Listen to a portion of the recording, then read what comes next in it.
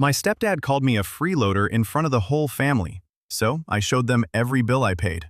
The next morning, he stole my $3,000 savings for my stepbrother's truck payment. I was 26 the night everything finally boiled over. But I guess the story really starts years earlier. My name's Brandon, and I grew up in a house that never truly felt like mine. My biological dad left when I was young, and when my mom remarried, I tried to be optimistic.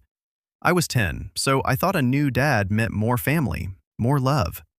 Instead, I got a man who seemed to size me up the first time we met and silently decide I was competition. His name is Doug, and I swear he has a permanent scowl carved into his face. He brought his son Tyler into the picture too.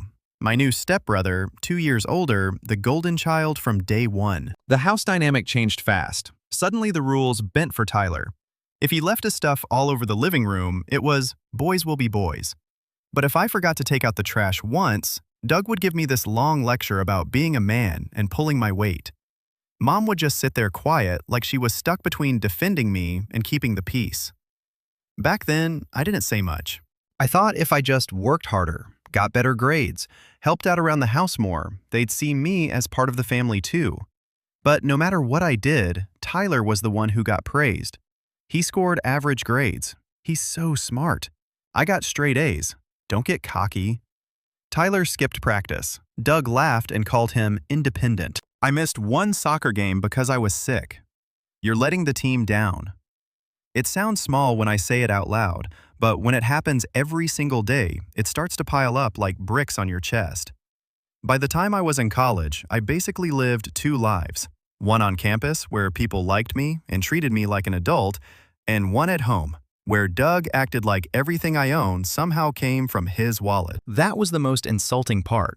My grandparents on my dad's side actually paid for most of my college tuition, sent me spending money every month, and even covered my car insurance. I worked part-time jobs too, saving every bit I could.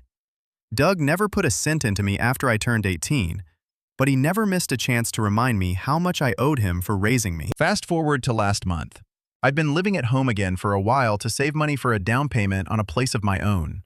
I paid rent, helped with groceries, and even covered the Wi-Fi bill, because Doug refused to upgrade from the cheapest plan and kept complaining about how slow it was. I didn't mind contributing. Honestly, I wanted to feel like an adult who was pulling his weight. But apparently, in Doug's mind, my contributions didn't count. It was one of those Sunday dinners that started off normal enough. Tyler was there, bragging about some promotion he got. I congratulated him. I really did. But somehow that turned into Doug comparing us, like he always does. He started with the usual lines, how Tyler was finally stepping up and how proud he was of him. Then, out of nowhere, Doug locked eyes with me and said, "You'll never be half the man your stepbrother is." I laughed at first because, honestly, what do you even say to that? But something in me just snapped. Years of holding my tongue boiled over, and before I knew it, I was standing. "Good," I said, my voice surprisingly calm. "Let him pay your bills then, because I'm done." The whole table went silent. My mom's fork clattered against her plate. She blinked at me and said, "What are you talking about? We haven't seen a cent from you." That was it. The spark that lit the fuse. My heart was pounding so hard I could feel it in my throat. Years of payments, groceries, covering utilities, and she thought I'd been freeloading this whole time. I didn't yell, but I think the quiet, sharp edge in my voice scared them more than if I had. I just stood there for a moment, my hands flat on the table, breathing slow and steady. The silence was thick, like even the air was holding its breath.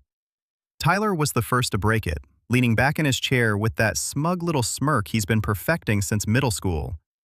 "Dude, you don't even pay rent," he said casually, like he was stating some undeniable fact. I turned to him slowly. "I pay rent every single month," I said, my voice still calm but colder now. $200 cash to Mom. Mom's face scrunched up like I just started speaking another language. "That's not rent," she said, waving her hand like I was being ridiculous. "That's just to help out with groceries." I couldn't help it. I laughed, and it wasn't a happy laugh. Groceries. "Mom, I do the grocery shopping. I buy the groceries." With my card. I reached into my wallet and pulled out one of the receipts I hadn't tossed yet. This one from just 3 days ago.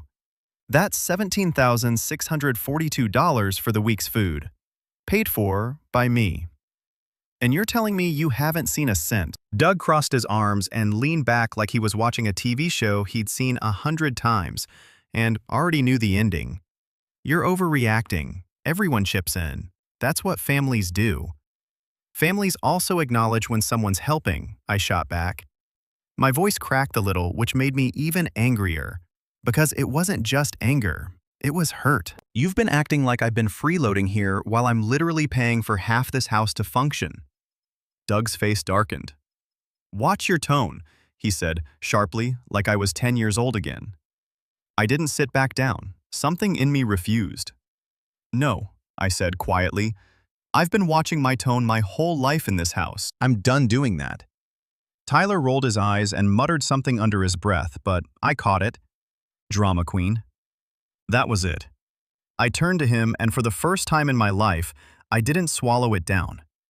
You think I'm dramatic. You get a brand new truck last year paid for with family money, while I'm busting my back saving for a used apartment. You don't pay a single bill here, and somehow I'm the problem. Tyler shrugged, grinning. I earned that truck. Dad said, exactly. I cut him off. Dad said, not Mom, not me, and not his money either, because last I checked, Doug, you're still paying off your own car loan. That hit him. His jaw tightened. But before he could say anything, Mom jumped in. Brandon, that's enough. You're being ungrateful. Doug has done so much for you over the years. What exactly? I asked, genuinely curious. I wasn't yelling, but my voice was louder now, almost shaking. What exactly has he done for me? Because from where I'm standing, my grandparents paid for my tuition. I paid for my gas. I paid for my car insurance. I paid for my phone bill. I paid for Wi-Fi. I paid for the food we eat. So please, explain to me what I'm supposed to be grateful for. Mom opened her mouth, closed it again. For the first time all night, she didn't have an answer. Doug stood up now, trying to reassert control. You're crossing a line, son. I'm not your son, I said flatly. The words hung in the air like a thunderclap. Mom flinched. Tyler stopped smirking. And for a second, even Doug didn't have a comeback. That night, I didn't sleep much. I stayed in my room scrolling through months of bank transactions and receipts on my phone almost obsessively. I didn't want to just be angry. I wanted proof, evidence. The next morning, I taped every single grocery receipt, every Wi-Fi bill, and every transfer I'd made to Mom for groceries onto a sheet of paper. When I was done, I had a stack that looked like I was preparing for a court case. I left it on the kitchen table before I left for work. When I got back that evening, it was gone. In its place was a short note in Mom's handwriting. We need to talk tonight. Dinner was tense. Tyler wasn't there, thank God. It was just me, Mom, and Doug. They waited until after we ate, which almost made it worse, like they were buttering me up for something. Mom started. We saw your evidence, she said carefully, like she was picking each word out of a minefield. And yes, you've contributed more than we realized. More than you realized? I repeated. Mom, that's literally half your bills every month. Doug held up his hand. Look, nobody's saying you haven't helped, but this attitude, it's not acceptable. You can't just throw it in our faces. I laughed again, that same bitter laugh from the night before. So let me get this straight. I quietly pay for everything. No one notices, no one thanks me, and when I finally say something, I'm the one with the attitude. Doug's face hardened. If you don't like it here, you're free to leave. There it was. The line he'd been holding back for years. Mom didn't stop him this time. She just sat there looking at me with this mix of sadness. And was it guilt? I couldn't tell. I stood up. Fine, I said simply. I will. Doug smiled like he just wants something. Good. Maybe then you'll learn how hard it is to be a man. That stuck with me the rest of the night. Not because it hurt, but because it made me realize something. Doug didn't want me to be a man. Not really. He wanted me to stay the kid he could lecture, control, and guilt trip. The second I stood up for myself, I stopped being useful to him. But I wasn't done. Not yet. Over the next few days, I started making quiet changes. I canceled the Wi-Fi account that was under my name. I transferred the utilities I've been paying back into theirs. I stopped buying groceries, stopped filling the pantry like I always did. I wasn't rude about it, I just stopped doing it. And that's when the cracks started to show. By the end of the week, the fridge was nearly empty.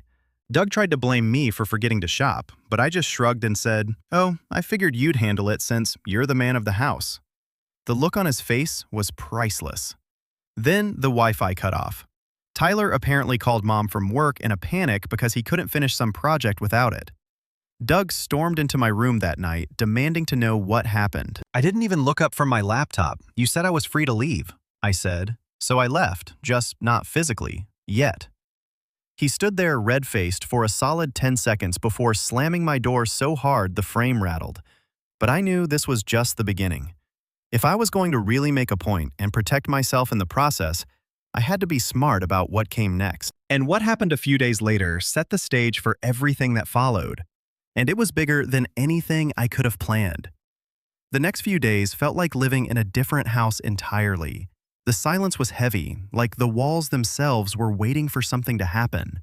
Mom barely spoke to me, except to ask if I was coming to dinner. Doug kept his distance, but I could feel his glare on me every time we crossed paths. Tyler, on the other hand, was loving it. He started leaving little notes on the fridge. "Shopping list. Thanks, little bro." Or, "Wi-Fi, please," with a smiley face. He was trying to get under my skin, but I didn't take the bait. By Friday, though, I could tell things were coming to a head. I walked into the kitchen that evening and saw Mom sitting at the table with a stack of envelopes. She looked exhausted, like she'd aged a year in a week. "We got the utility bills," she said without looking up. "Yeah," I leaned against the counter. "They've doubled since last month." I raised an eyebrow. "Not my problem anymore. You and Doug said I was freeloading, so I decided to stop freeloading." That made her look up. "Don't be smart with me, Brandon. This is serious. We can't afford this right now." I crossed my arms. "Then maybe Doug can ask Tyler to be a man for once." Her face fell, and for a second, I almost felt bad. But then I remembered every time I'd been told to stay quiet. Every time Doug had lectured me while Tyler got away with everything. And that sympathy dried up fast. Saturday morning was the real turning point. I had the weekend off work, so I slept in a bit. When I came downstairs, my room door was standing wide open, which was strange because I always kept it closed. My stomach sank inside.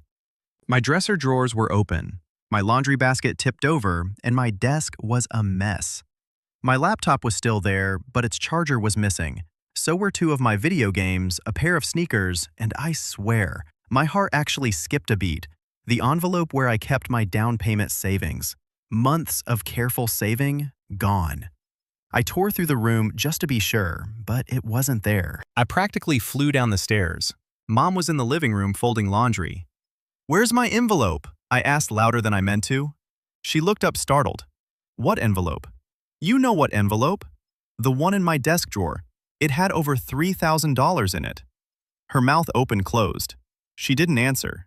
Doug came in from the garage right then, holding a wrench like he'd been working on something. "What's with the yelling?" I turned on him. "Did you go in my room?" He didn't even flinch. "Yes, that stopped me cold."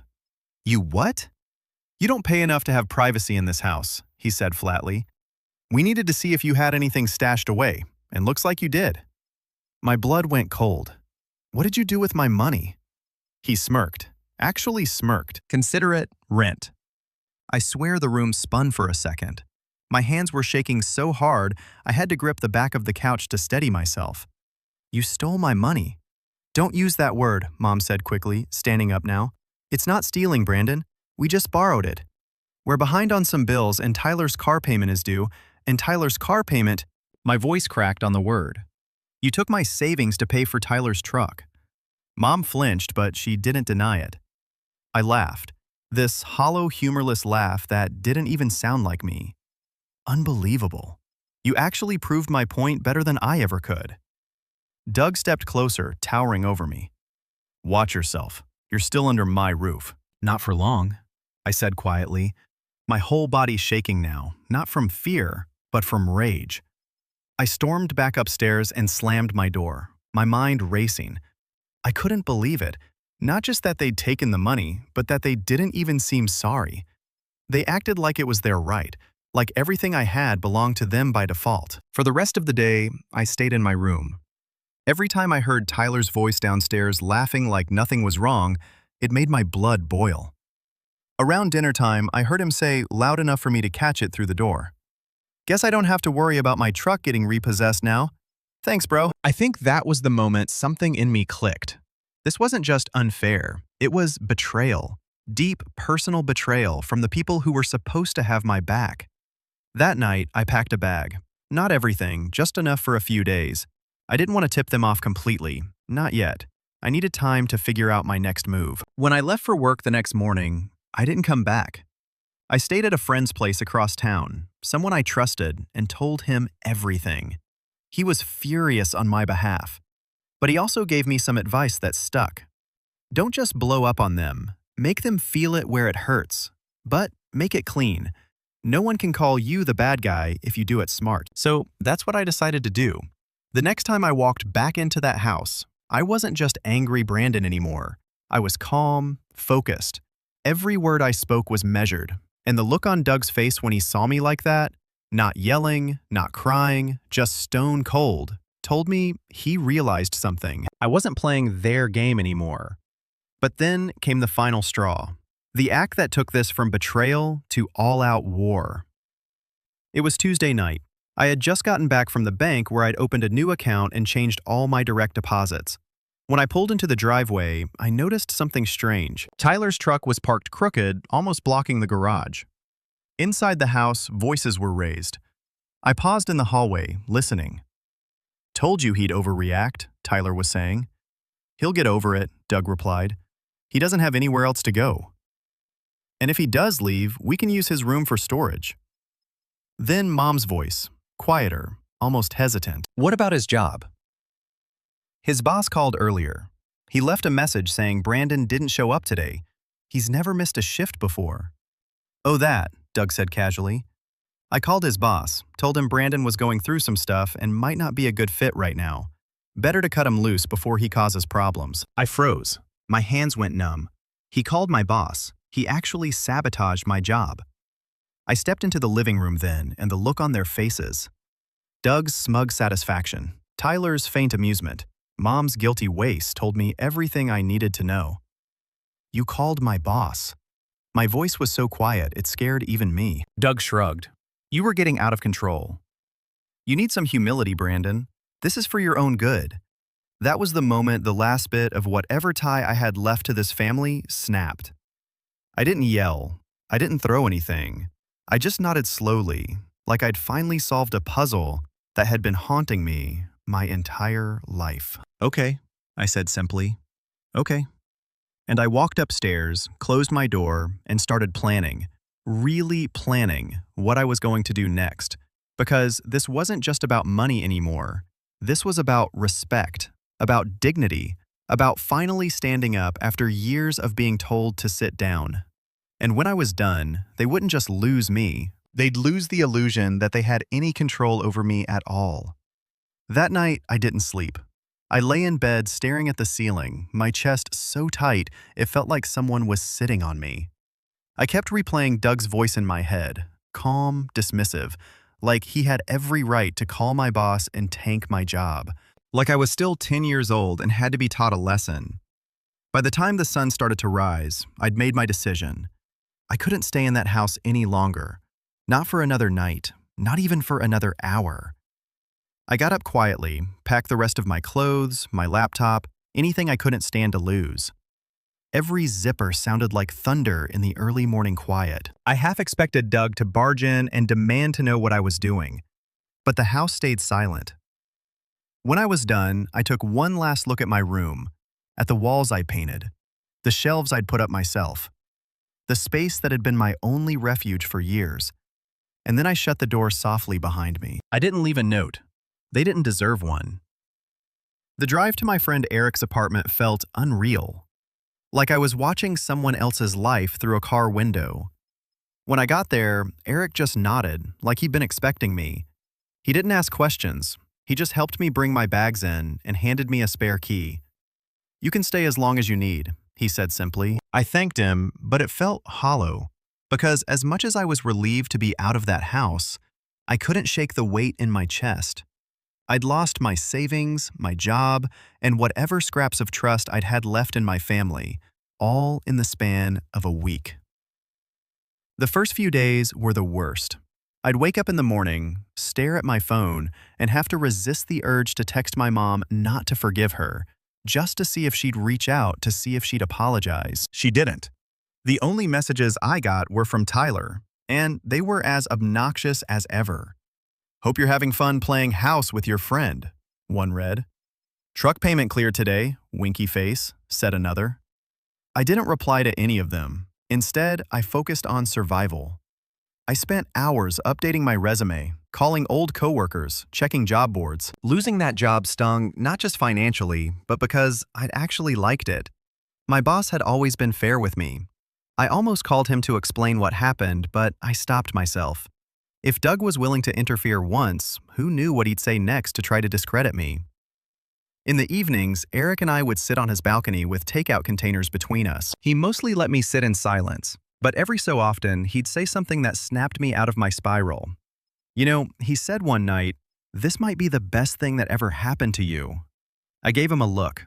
"I just lost everything I've been working for."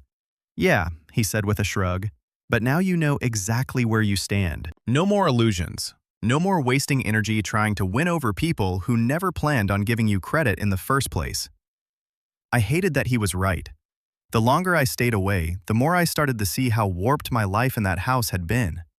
I didn't have to brace myself for a lecture every time I walked into the kitchen. I didn't have to hear Doug's snide comments about being a man or Tyler's lazy insults.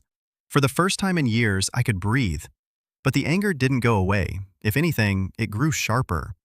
Every time I opened my banking app and saw my drained savings account, I felt it flare again. Every time I remembered Doug's smug face as he told me I'd learn how hard it is to be a man, I felt it all over. Then, about a week after I left, Mom called. I stared at the screen for a long moment before I answered. "Brandon?" she said, her voice cautious. "Yeah, can we talk?" I didn't say anything, so she kept going. "It's been quiet around here. Tyler misses you." I almost laughed. Tyler misses having someone to blame for everything. She sighed. "Look, we didn't mean for things to get so out of hand. Doug was just trying to teach you responsibility. He stole my money, Mom." There was a pause. "We were going to pay it back. When? After Tyler's next vacation? After the next truck upgrade?" Silence again. "I can't keep doing this," I said finally. "I'm not coming back." Her voice trembled a little. "Then, Brandon, please, we're still family. Family doesn't do what you did," I said quietly. "At least, not the kind of family I want to have." I hung up before she could reply. That night, something shifted in me. The sadness was still there, but it wasn't the heavy, suffocating sadness from before. It was sharper now, almost electric. For the first time, I wasn't just thinking about surviving this. I was thinking about what came next. I started writing everything down: dates, amounts, what they'd taken, what they'd said. I gathered screenshots of every transfer, every bill I'd covered, every receipt. It felt obsessive, but it also felt good, like I was building something. I also started looking into legal options. I wasn't sure if I had a case. After all, they'd technically been living with me when I gave them the money for groceries, but I wanted to know my rights. I reached out to a local legal aid office and set up a consultation. While I waited for the appointment, I doubled down on job hunting. I landed 2 interviews by the end of the week. Nothing fancy, but enough to get me back on my feet. I also opened a separate savings account, one they couldn't touch even if they tried. And slowly, piece by piece, I started to feel like myself again. But then, just when I was beginning to breathe a little easier, Mom showed up at Eric's apartment. It was a Sunday afternoon, and I'd just gotten back from one of the interviews. Eric opened the door and gave me a look that said, "You'd better deal with this." Mom was standing there with a plastic container of food, my favorite lasagna. She looked tired, but not angry. "Can we talk?" she asked. I hesitated, but let her in. We sat at the kitchen table, and she started slow. "Doug thinks you're being dramatic," she said. I raised an eyebrow. Of course he does. But I think she hesitated. I think we made a mistake. I didn't say anything. I miss you, she admitted.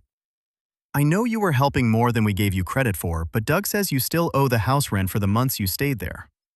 I blinked. You took my savings, and now you think I owe you more. She flinched, but didn't deny it. You were still living there, Brandon? It was almost funny at this point. Almost. I stood up and grabbed the folder I'd been putting together, the one with every receipt, every bank statement. I dropped it on the table with a heavy thud. That's what I paid, I said flatly. Add it up. If you still think I owe you after that, then we can take it to court. Her eyes widened, and for the first time I saw fear flash across her face. She didn't say anything else, just left the lasagna on the table and walked out. And as the door clicked shut behind her, I realized something. I wasn't at rock bottom anymore. I was climbing out of it, and I was doing it on my own terms. But I also knew this wasn't over, not even close, because something told me Doug wasn't going to let this go quietly, and I was ready for whatever came next. The week after Mom's visit was a turning point. For the first time in months, I woke up feeling clear-headed. It wasn't like all the pain had disappeared. Far from it. But I finally felt like I had something to work toward instead of just something to run from. I started by throwing myself into rebuilding my life from the ground up. My second interview went well. Better than I'd expected, actually.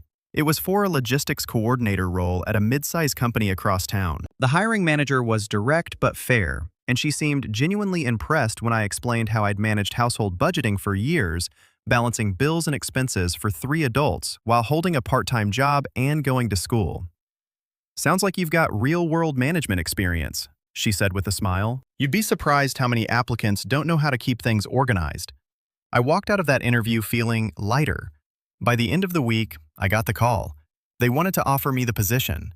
It paid better than my old job, had benefits, and even had a chance for advancement. When I told Eric, he actually clapped me on the back. That's it, man. That's your way out. Start stacking cash and get your own place. And that's exactly what I did. I cut every expense I could, ate cheap, stayed in, even picked up a few extra shifts when they were offered. The first paycheck I got from that new job felt like a declaration of independence. I opened that new savings account and transferred almost all of it in, leaving just enough for groceries and gas. Slowly but surely, things started falling into place. By the end of the second month, I'd saved back almost half of what Doug had stolen from me. My confidence was coming back too. I started going to the gym with Eric a few times a week just to get out of my head and channel some of the frustration somewhere productive. It was rough at first. I'd never been much of a gym guy, but after a few weeks, I started to notice small changes. My posture was straighter, my clothes fit better, I felt stronger, literally and figuratively. The change didn't go unnoticed. One afternoon, I ran into an old classmate at the grocery store. She did a double take and said, "Wow, Brandon, you look good." Like, good. It threw me off for a second. But as I walked back to my car, I couldn't stop smiling. It wasn't just my appearance that was improving, though. My mindset was changing too. The bitterness was still there, but it wasn't consuming me anymore. Instead, it was fueling me, pushing me to build something better. I also kept meticulous track of every single document I gathered about my time living at Mom and Doug's house. It had started as just a way to keep myself busy, but now it felt like I was building a weapon. Not a physical one, but one that could cut through every lie they'd ever told about me freeloading or not contributing. Then one Friday night, I got a text from Mom. "Can we talk?" I hesitated, but curiosity got the better of me. She called me a few minutes later. "Doug wants to have a family meeting," she said carefully. "He thinks it's time we clear the air." I almost laughed. Clear the air? Is that what he calls it? "Brandon, please," she said softly. "I miss you." There was something in her voice that sounded almost desperate. I agreed to meet them not because I wanted to reconcile, but because part of me wanted to see how far they'd go. When I walked into the house that Sunday, it felt strange. The air smelled like the roast Mom always made on special occasions, but there was a tension underneath it, like everyone was bracing for a storm. Doug was sitting at the head of the table, arms crossed. Tyler was there too, scrolling through his phone like he couldn't be bothered to look up. Doug started talking the second I sat down. "You've made your point," he said gruffly. "We know you were contributing more than we thought. But this staying away, refusing to help, it's gone on long enough." I didn't say anything, just let him keep going. "You're still part of this family," he said, "and part of being a family is pulling your weight." I pulled out my folder and slid it across the table. "That's me pulling my weight," I said flatly. "Every grocery receipt, every Wi-Fi bill, every transfer.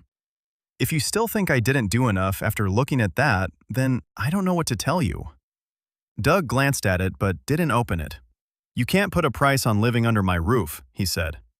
"That's funny," I replied, "because you literally put a price on it when you took my savings." His jaw tightened, but he didn't deny it. Tyler finally spoke up then. "So what? You're just going to hold this grudge forever? You're acting like some martyr when all you had to do was follow the house rules." I turned to him. "House rules? Like what? Keep quiet while you get everything handed to you? Maybe if you weren't so bitter all the time." "Enough," I cut him off. "I didn't come here to fight. I came here to say this. I'm not coming back. Not now, not ever.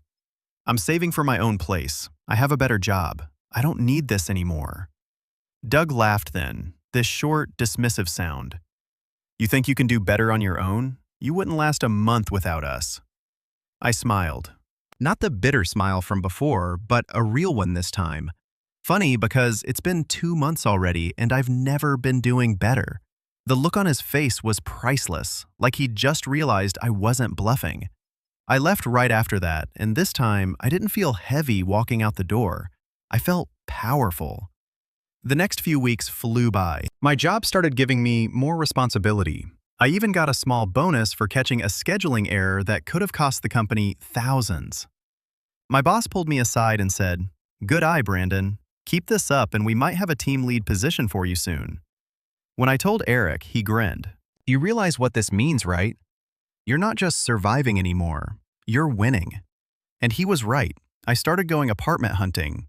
Seriously, now I had enough saved for a deposit and the first month's rent. I found a small but clean one-bedroom not too far from work, and when I signed the lease, I felt like I was signing the first page of a new chapter in my life. Moving day was surreal. I didn't even tell Mom or Doug. I just packed up the last of my things from Eric's and set up my new place. When I sat down on the floor that night, eating cheap takeout with boxes still all around me, I felt something I hadn't felt in years. Peace. But I wasn't done, because as good as it felt to build this new life, there was still unfinished business with Doug and Tyler. They hadn't learned anything. Not really. And deep down, I knew that until they faced the consequences of what they'd done, they'd just keep doing it to someone else. So, as I unpacked my things and set up my little apartment, I started planning. Not out of anger, not anymore, but out of something colder, sharper. It was time to make sure they finally understood that I wasn't their scapegoat anymore. And when the opportunity finally came, when the perfect storm lined up, I was ready. A few weeks after I moved into my apartment, I started to notice something interesting. The calls from Mom were becoming more frequent. At first, it was just the occasional text, "How are you?" or "Did you eat?" But then she started actually calling, sometimes late at night when I could tell she'd been crying. "Things have been tense around here," she said during one of those calls. "Doug is angry all the time. Tyler's been snapping at him too. The bills are piling up." I didn't gloat, even though part of me wanted to. Instead, I just listened.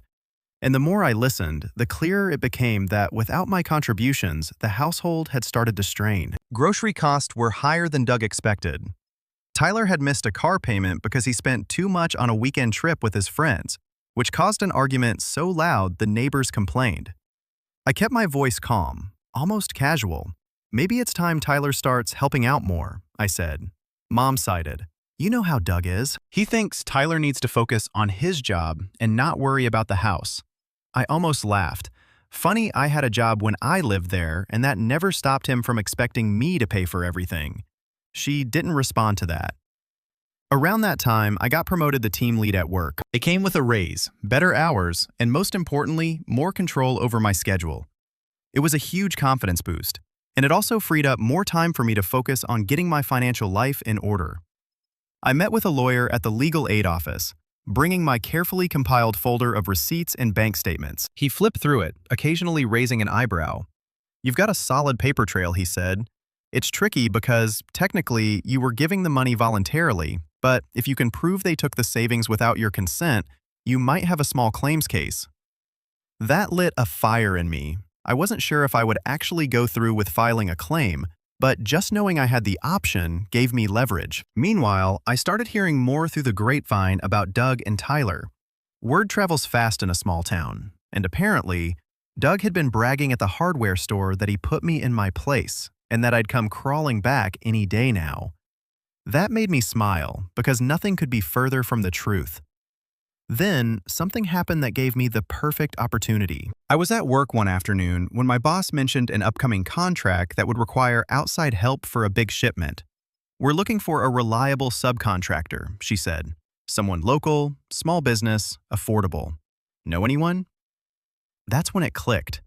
Doug's side business, the one he'd been running for years doing delivery and hauling jobs, was exactly the kind of business my company would hire for something like this. And suddenly I realized I had something powerful influence.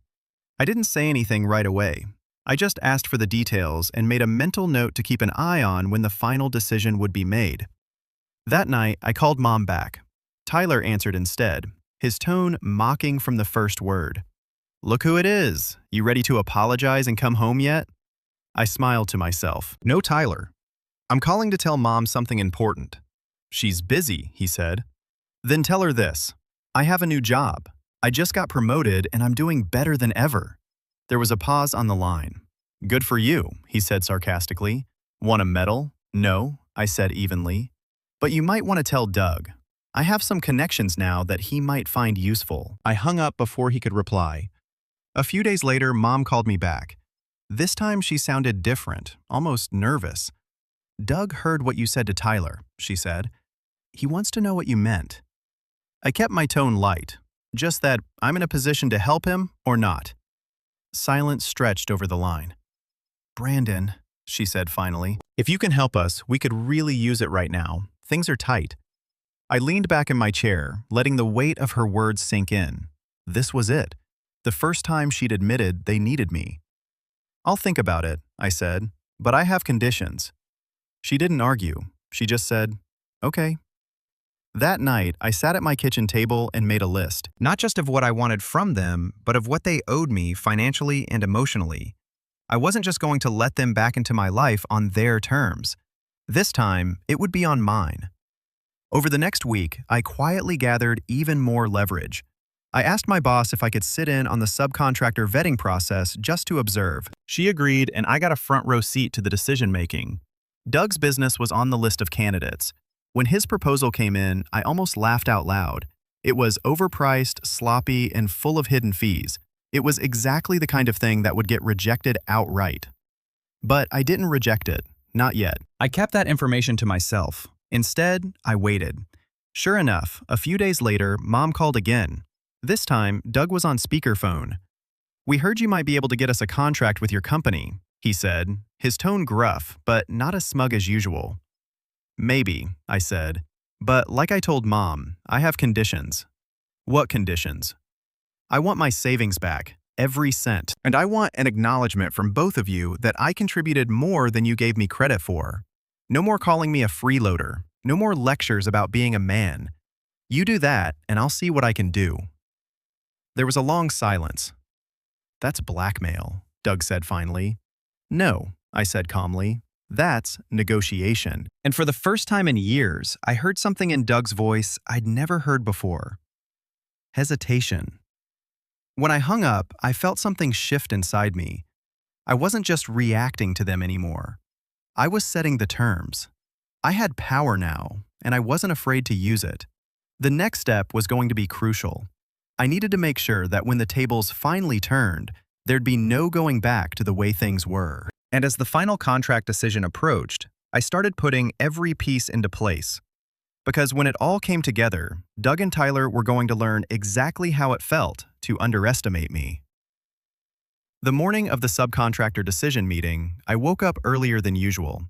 I brewed a pot of coffee, sat at my small kitchen table, and went over my notes one last time. Every number, every receipt, every email from my boss about the process. I reviewed it all until I could have recited it in my sleep. This wasn't just about getting even anymore. It was about making sure the narrative finally changed. For years, Doug had painted me as the ungrateful kid, the freeloader, the one who needed to learn responsibility. Today was the day that flipped for good. When I walked into the office that morning, my boss waved me into the conference room where the team was meeting. A stack of subcontractor bids sat in the center of the table. Doug's company's proposal was right on top, his company name written in bold letters. I kept my expression neutral as we went through the list one by one. The other bids were reviewed, most of them cheaper, more professional, more thorough than Doug's. When it came time for his, I stayed quiet. At first, "This one is way overpriced," one of my coworkers said, flipping through the pages. "And they've got a bunch of hidden fuel surcharges buried in the fine print." "Yeah, this is sloppy," another added. "Not a great fit." That was my moment. "Can I offer some context?" I said calmly. They all looked at me. "I know the owner personally," I continued, "and I can tell you they have a reputation for cutting corners. I've seen it firsthand. Missed deadlines, last-minute price hikes, jobs that weren't finished properly." I wasn't lying. I'd seen Doug pull all of those stunts before, but I said it in such a calm, professional tone that it didn't sound personal. "Good to know," my boss said, scribbling something in the margin. "That's exactly the kind of headache we don't want for this job." And just like that, Doug's proposal went into the discard pile. I didn't gloat. I didn't smile. I just sat there, quiet and professional, as we picked a different subcontractor, a smaller, hungrier business run by a guy I knew would knock it out of the park. When the meeting was over, I stepped outside into the bright afternoon sun and let myself breathe. My hands were steady. My heart wasn't racing. This wasn't the shaky, explosive anger from months ago. This was something colder, calmer. It felt good. That evening, I waited until after dinner time to make my move. I called Mom's phone. Doug answered. "Well," he said. No greeting, just that one word. "They went with another subcontractor," I said simply. There was silence on the other end. "Then you did this," he said, his voice low and sharp. "I didn't make your proposal overpriced," I replied. "I didn't put hidden fees in your contract. I just told the truth when they asked me about you. You ruined us." "No," I said, my voice calm. "I just stopped letting you ruin me." I could almost hear him grinding his teeth through the phone. "You'll regret this," he said finally. "I already did," I said. "For years, but not anymore." I hung up before he could say anything else. Over the next few days, the fallout started to trickle in. Mom texted me first, saying Doug was furious, and Tyler was calling me every name in the book. I didn't reply. Then something unexpected happened. The owner of the smaller subcontractor my company hired called me personally to thank me. "This contract is a game changer for us," he said. "You just kept my guys working for the next 3 months." I hung up smiling. Not only had I stopped Doug from profiting off me again, but I'd helped someone else succeed in the process. But I wasn't done. The next step was getting my savings back. I filed a claim in small claims court, attaching every receipt and statement I had. I knew it might not get me everything, but even the act of filing was a statement. I wasn't going to be intimidated into silence anymore. When the court papers were served, Mom called me crying. "Brandon, how could you do this to us?" "You did it to yourselves," I said gently. "This is just me holding you accountable." "I just wanted us to be a family again," she whispered. "Then you should have acted like one when I was still under your roof," I said, and ended the call. By now, word had started to spread around town. People knew something had gone down between me and Doug, and not everyone was taking his side. Apparently, one of his bigger clients heard about what happened and decided to review their own contract with him. The next time I saw Doug, at the grocery store of all places, he looked smaller somehow. Not physically, but the arrogance was gone. He didn't yell. He didn't sneer. He just looked at me, then looked away. Tyler wasn't so quiet. He tried to confront me in the parking lot, ranting about how I'd destroyed their business and embarrassed the family. "You know what's really embarrassing?" I said, keeping my voice calm, having to explain to the judge why you thought stealing my savings was okay. He didn't have a comeback for that. Walking away from that conversation, I felt taller, lighter, like I'd finally stepped out of a shadow I didn't even realize I'd been living under. But the best part, I wasn't angry anymore. Because the revenge wasn't about punishing them. Not really. It was about reclaiming my power, my dignity, and my life. And I'd done that. Still, I knew there was one final chapter left. The moment where everything would come to a head. Where Doug and Mom would finally have to face me, not as the kid they could control, but as an adult who didn't owe them anything. And when that moment came, I was ready to look them in the eye and say the one thing I'd been holding in for years. 2 weeks later, the court date finally came. I showed up early, dressed in my best button-down and clean shoes. My hands were steady as I checked in with the clerk and sat down on the bench outside the courtroom. Doug and Mom walked in together a few minutes later. Doug's face was red, his jaw tight, but he didn't look at me right away. Mom looked tired, almost drained, like the past few months had worn her down completely. Tyler wasn't there. Apparently he had work, but I suspected he just didn't want to face me.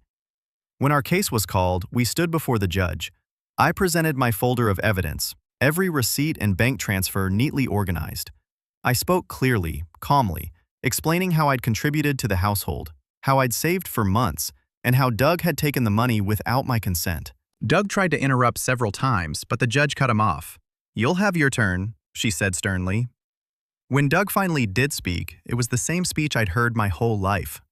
He was living under my roof, eating my food, using my electricity. That money was rent he owed. He's just trying to punish us for giving him tough love. The judge flipped through my folder and raised an eyebrow. These receipts show consistent contributions toward groceries and utilities. That would generally be considered rent, or at least shared expenses. And you admit you took the savings. Doug hesitated, then muttered. "Yes, but no. But," the judge said sharply, "you don't get to help yourself to someone else's money without their consent. I'm ordering you to return the full amount." Doug's face went crimson. Mom's eyes welled with tears. I didn't gloat. I didn't smile. I just nodded. When we walked out of the courtroom, Doug rounded on me. "You happy now? You humiliated us." I turned to face him squarely. "No, Doug, you humiliated yourself the day you went into my room and stole from me." This, I gestured back toward the courtroom doors, was me refusing to let you keep doing it. He opened his mouth like he wanted to say something, but nothing came out. Mom stepped closer, then her voice quiet. "Brandon, I'm sorry." I looked at her for a long moment. For the first time, it actually sounded like she meant it. "I believe you," I said softly, "but sorry doesn't erase what happened. You chose to let him treat me like I didn't matter, and I can't come back from that." Her face crumpled, but she nodded. The court-ordered repayment came through 2 weeks later. Seeing that money land back in my account was surreal. Not because of the amount, but because it felt like a line in the sand. That chapter was over. By then, my apartment was fully set up. I had furniture I'd picked out myself, a little coffee table where I kept fresh flowers, and a sense of peace that I hadn't had in years. My promotion was going well, and my boss had already hinted about giving me more responsibility. One Saturday afternoon, I decided to stop by Mom's house one last time, not to reconcile, but to close the loop. When I pulled up, the yard was overgrown, the house looking more worn than I remembered. Tyler's truck was parked in the driveway. Mud splattered up the sides. I knocked on the door and waited. Doug opened it. He didn't say anything, just stared at me. "I came to tell you something," I said evenly. "I don't hate you. I don't even wish you harm. But I'm done being your scapegoat. I've got my own place, my own job, my own life, and you're not part of it anymore." He scowled, but there was no fight left in him. Mom appeared behind him, her eyes hopeful. "Brandon, I wish you well, Mom," I said gently, "but I'm not coming back." Then I turned and walked away. As I reached my car, Tyler stepped outside. "So that's it? You just walk away?" I looked at him over the roof of my car. "Yeah, that's it." "You wanted the golden child spot. Congratulations. It's all yours. Bills, tension, lectures, all of it. You can be the man of the house now." For once, he didn't have a smart remark. I got in my car, started the engine, and drove off without looking back. That night, I sat in my apartment with the windows open, the cool air drifting in. My phone buzzed with a notification. My savings account had just crossed the threshold I'd been aiming for. I poured myself a drink, leaned back on my couch, and smiled to myself. I hadn't just survived what they threw at me. I'd built something better. And the best part? I didn't know them a single thing anymore. I raised my glass to the quiet room and said it out loud. Just for me. Doug was right about one thing. I did become a man, just not the way he wanted. Then I took a long sip, feeling lighter than I ever had, and let the silence of my new life settle around me like a victory banner. Because, for the first time in years, I wasn't waiting for someone else's approval. I had already won.